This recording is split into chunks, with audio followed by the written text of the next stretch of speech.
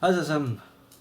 I dag der skal jeg snakke om noget, som jeg har gået og tænkt over de sidste par dage. Hvis I har fulgt med på min kanal fra dag 1 af, ikke for dag 1, men sådan for lang tid siden, så vil jeg lægge mærke til, at jeg fjernede en masse videoer på tid. Men jeg har ikke privatiseret dem, jeg har faktisk taget dem ned. Jeg har dem stadig liggende, alle på net på stykker.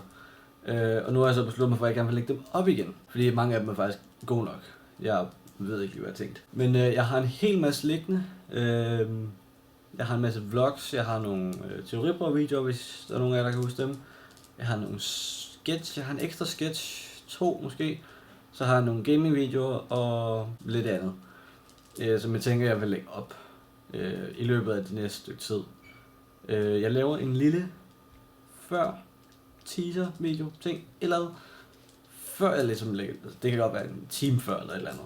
Eller en dag før, eller hvor jeg ligesom lige hurtigt kommer med en lille forklaring, måske hvor den er fra, og hvis der er noget, man lige skal følge lidt med på, eller være lidt ops på. Så ja, det er, hvad der kommer til at foregå det næste stykke tid. Selvfølgelig, hvis jeg har noget andet, jeg skal filme, nogle andre videoer og optage, så kommer det selvfølgelig også til at være med. Det er ikke fordi, jeg sætter det bagved. Men der kommer festival her om et par uger, hvor jeg måske kan prøve at filme, kan prøve at vlogge hele festivalen. Om en lille måneds tid skal jeg i sommerhus.